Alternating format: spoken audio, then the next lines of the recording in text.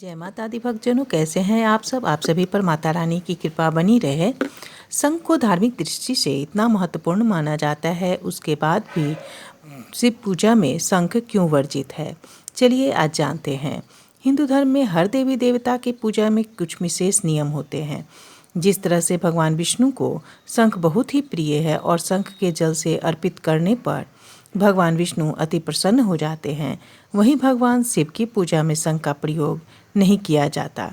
धार्मिक दृष्टि से शंख बहुत पवित्र माना जाता है, फिर भी किसी भी तरह की कोई भी पूजा हो, हर पूजा में आरती करने के बाद शंख के जल को सभी के ऊपर छिड़का भी जाता है, परंतु फिर भी शिव जी के पूजा में शंख का इस्तेमाल नहीं किया जाता। आखिर ऐसी क्या वजह है जिसके चलते महादेव को न तो शंख का जल दिया जाता है और न ही शिव पूजा में शंख बजाया जाता है। इसका उल्लेख आपको शिव पुराण में मिलता है। चलिए इसके पीछे जो एक पौराणिक कथा है उसको सुनते हैं। शिव पुराण की कथा के अनुसार दैत्यराज दंभ की कोई संतान नहीं थी। उसने संतान प्राप्ति के लिए भगवान विष्णु की कठिन तपस्या की थी।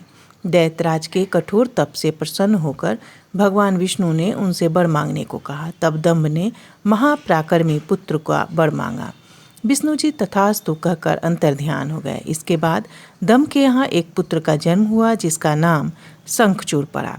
शंखचूड़ ने भी घोर तपस्या की। शंखचूड़ ने पुष्कर में ब्रह्मा जी को खुश करने के लिए घोर तप किया और तप से प्रसन्न होकर ब्रह्मदेव ने वर मांगने को कहा। तब शंखचूड़ ने वर में मांगा कि वो देवताओं के लिए अजय हो जाए। ब्रह्मा जी ने भी तथास्तु कहकर उसे श्री कृष्ण वचन दे दिया।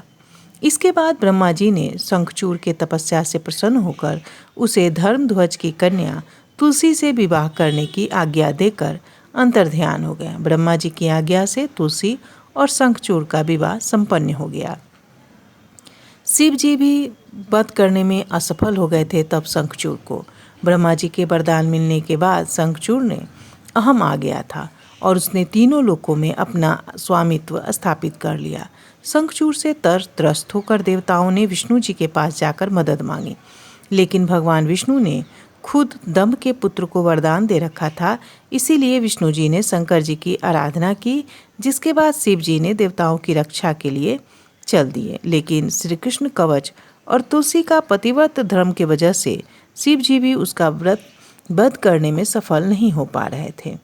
इसके बाद विष्णु जी ने ब्राह्मण का रूप धारण कर दैत्यराज से उसका श्री कृष्ण कवच दान में ले लिया और शंखचूड़ का रूप धर करके तुलसी जी के पास पहुँचे और तुलसी का सील भंग किया। इसके कारण ही तुलसी ने उन्हें विष्णु जी को पाषाण होने का श्राप भी दिया था। इसके बाद भगवान शिव ने अपने त्रिशूल से शंखचूड़ का वध कर दिया और ऐसी मान्यता है कि इसकी हड्डियों से ही शंख का जन्म हुआ और वो विष्णु जी का प्रिय भक्त था। यही कारण है कि भगवान विष्णु को शंख से जल चढ़ाया जाना शुभ माना जाता है, जबकि भगवान शंकर ने उसका वध किया था। इसीलिए शंकर जी की पूजा में शंख का प्रयोग नहीं होता। जय श्री कृष्ण दोस्तों, राधे राधे।